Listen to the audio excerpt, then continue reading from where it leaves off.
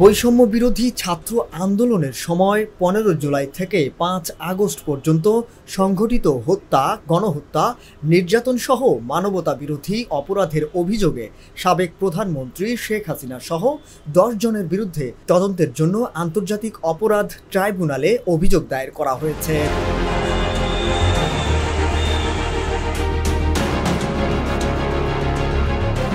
বুধবার রাজধানীর ধানমন্ডিতে ট্রাইব্যুনালের তদন্ত সংস্থার প্রধান কার্যালয়ে তদন্ত সংস্থার প্রধান কোঅর্ডিনেটর বরাবর অ্যাডভোকেট গাজী এম.এইচ. তামিম এই আবেদন দায়ের করেন। অপরাধ ট্রাইব্যুনাল আইন ১৯৭৩, যেখানে ১৯৭১ সালের গণহত্যার বিচারাধীন হয়েছে, সেই আন্তর্জাতিক অপরাধ ট্রাইব্যুনালের তদন্ত সংস্থায় আমি একটি অভিযোগ এনেছি।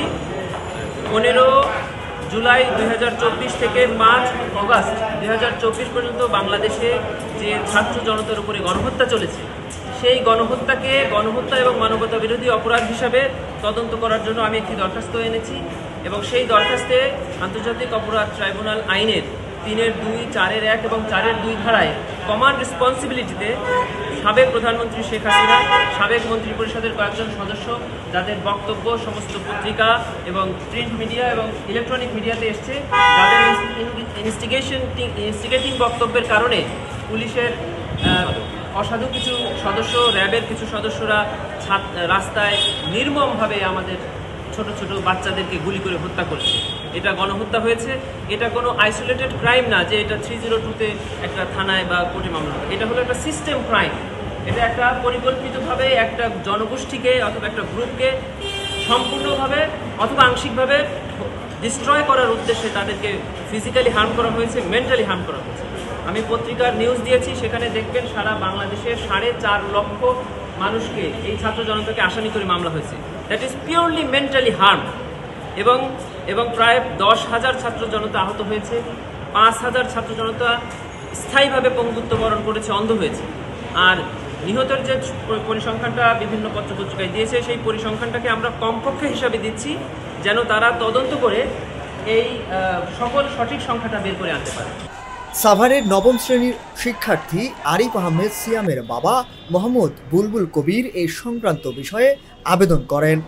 বিষয়টি জাগো নিউজকে নিশ্চিত করেন আইনজীবী নিজেই।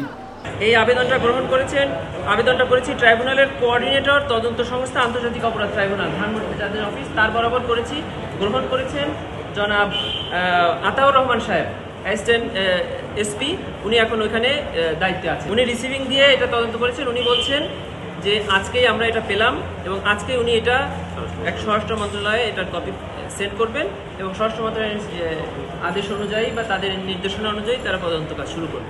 তিনি বলেন, বাংলাদেশ আওয়ামী লীগ, আওয়ামী যুবলীগ ও ছাত্রলীগ সহ অঙ্গ সংগঠনকে এই অভিযোগে দায়ী করার আর্জি জানানো হয়েছে। শাহরিয়ার আহমেদ, জাগো নিউজ 24।